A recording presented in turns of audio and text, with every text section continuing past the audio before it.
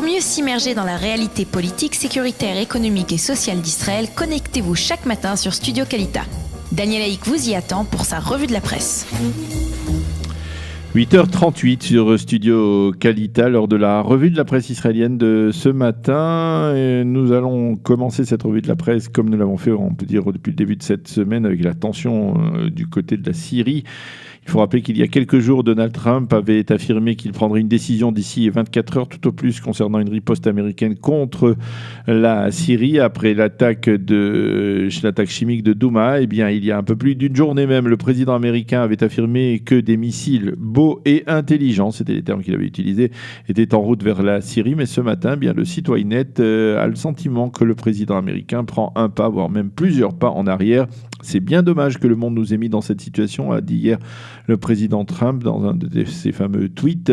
Les opposants au président américain affirment qu'il est en train de perdre l'opportunité qu'il avait d'attaquer. Nous sommes dans une sorte d'Obama 2, estime-t-il, désormais, après à savoir que finalement, d'une certaine manière, Donald Trump risque de se dégonfler de crainte d'une confrontation avec les Russes. Le Makor Rishon affirme ce matin qu'en dépit du tweet d'apaisement de Trump d'hier, les Syriens restent en état d'alerte de crainte d'une attaque américaine contre leur territoire, et l'on estime en Syrie que la cible choisie par les États-Unis devrait être au moins en partie les usines de fabrication d'armes chimiques. Le journal cite également le principal conseiller de l'ayatollah Khamenei qui menace: si Israël nous attaque, eh bien nous détruirons Tel Aviv et Haïfa. Quant au Israël Hayom, eh bien il croit savoir que les Américains auraient choisi 8 cibles, dont 2 aéroports, une usine d'armes chimiques donc également. Donc c'est ce que l'on peut noter dans le Israël Hayom. Selon le journal, Trump devrait débattre d'aujourd'hui des détails de l'attaque américaine avec les responsables de l'armée américaine. Le Maariv lui publie ce matin des extraits de l'interview qu'a donné l'ancien chef du Mossad, Ephraim Halevi, à la chaîne 10 hier, et dont ces extraits ont été diffusés hier soir.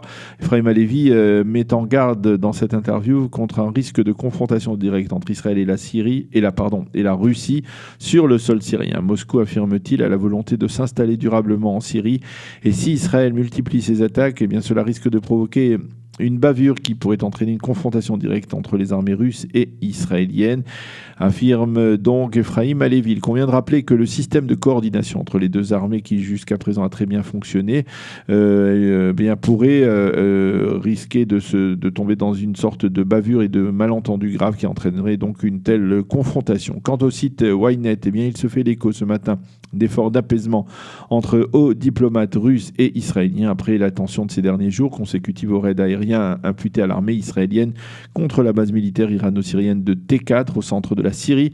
Il n'y a pas de confrontation entre nous et la Russie, ont déclaré ces hauts diplomates israéliens. À Moscou, on s'est inscrit dans cette politique d'apaisement en affirmant: il ne faut pas transformer, je cite, un moustique en un éléphant. Cet apaisement a débuté avant-hier par une communication téléphonique entre Poutine et Netanyahou à l'initiative du Premier ministre israélien. Ce dernier a expliqué qu'Israël ne pourra tolérer la présence iranienne sur le sol syrien. Il semble que, côté israélien, on ait été surpris que les Russes pointent un doigt accusateur en direction d'Israël après le raid contre la base T4.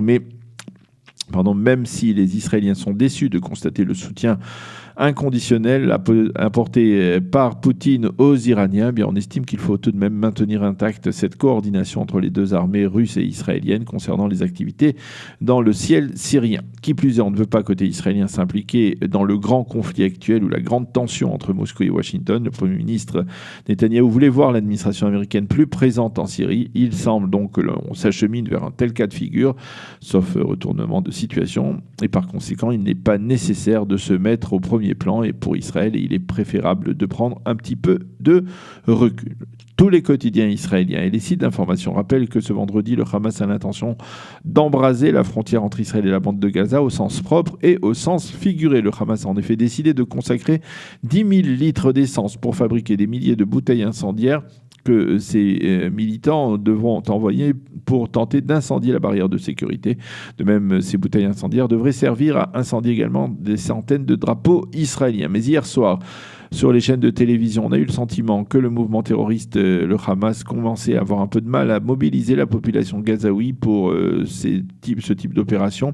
et que l'on constate dans cette population une sorte de début de lassitude. Le site Ynet cite le ministre israélien de la Défense Avigdor Lieberman qui a déclaré hier en s'adressant aux Palestiniens, et ce à la fin des commémorations du Yom HaShoah dans le kibbutz de Yad Mordechai qui est situé très près de la bande de Gaza.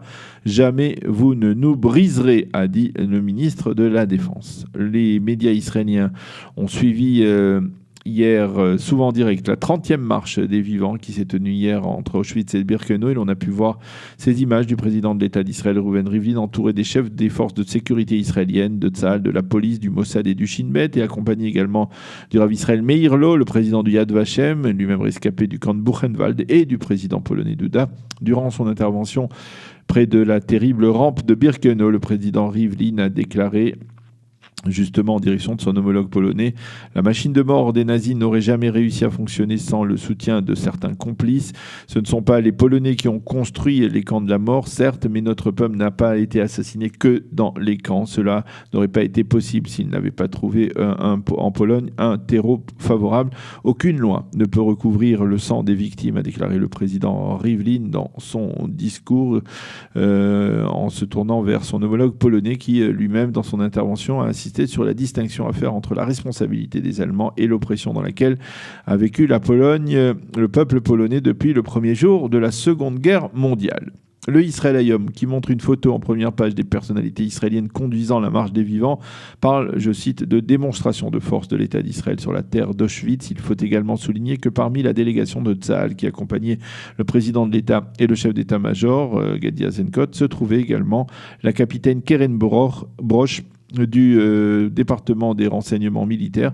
Keren Broch, qui n'est autre que la petite fille de Mireille Knoll, Zichronah Livracha, assassinée il y a un mois à Paris.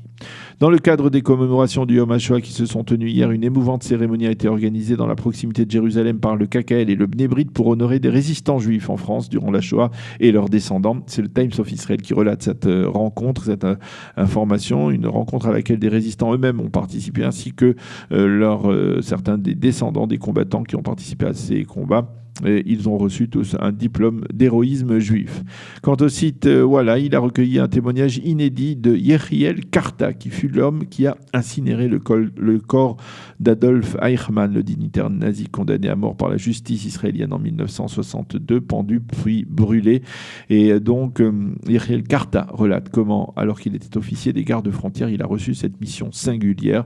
Après qu'Eichmann soit resté pendu pendant 1 heure, il a reçu donc avec 3 autres soldats l'ordre de l'incinérer. Et c'est ensuite un prêtre catholique qui a recueilli les cendres d'Adolf Eichmann et qui, sous ordre des Israéliens, les a dispersées en dehors des eaux territoriales de l'État d'Israël. Et puis le Israël Hayom nous prépare déjà aux commémorations du Yom HaZikaron qui débuteront mardi soir et se poursuivront dans la journée de mercredi, à la veille donc du Yom HaAtzmaut. Le journal nous fournit ce chiffre redoutable de 23 645 soldats tombés au combat pour la défense de l'État d'Israël depuis la création de l'État d'Israël et même depuis le début du mouvement sioniste. Mais ce n'est pas tout. Le Israël Hayom publie à l'approche du Yom HaAtzmaut, marquant le 70e anniversaire de l'indépendance de l'État hébreu, un supplément spécial qui sera donc publié, qui est publié cette semaine, un document spécial présentant les 70 grandes figures de l'État d'Israël. On y retrouve des noms célèbres comme le président de l'État Reuven Rivlin, Binyamin Netanyahu bien entendu, le Rav Ovadia Yosef, Bar Refaeli, Ilan Ramon, le premier astronaute israélien, Rita et Ehud Barak, ainsi que le footballeur Giora Spiegel et le présentateur de télévision Chaim Yavbin et encore beaucoup d'autres. Et justement, à propos des préparatifs du Yom HaAtzmaut, on peut dire que les habitants de Tel Aviv n'ont pas caché leur inquiétude hier en assistant au survol de leur ville par des chasseurs de l'armée de l'air israélienne. Dans le contexte de tensions régionales qui règnent, surtout face aux menaces des dirigeants iraniens d'envoyer des missiles en direction du territoire israélien, eh bien certains des habitants de Tel Aviv ont craint que des missiles ennemis avaient été tirés, d'autant plus que l'on a vu certains avions lâcher des fusées éclairantes. Finalement, Tzahal a expliqué que ces appareils s'entraînaient, ni plus ni moins, pour la parade aérienne du Yom HaAtzmaut. Et pour rassurer tout le monde, eh bien, l'armée a décidé de publier les jours et les heures d'entraînement de ces appareils au cours des prochains jours dans le ciel d'Israël, un peu partout à travers tout le pays, bien entendu, en perspective du Yom HaAtzmaut. Voilà donc pour cette revue de la presse et des médias israéliens de ce matin. Nous allons marquer une petite pause. Matanot, Ktanot, on n'y échappe pas. Et puis ensuite, nous serons avec le Rav Yaakov Sitruk pour parler de la paracha de la semaine, la paracha Tazria Metzora. Pour mieux s'immerger dans la réalité politique, sécuritaire, économique et sociale d'Israël, connectez-vous chaque matin sur Studio Kalita. Daniel Haïk vous y attend pour sa revue de la presse.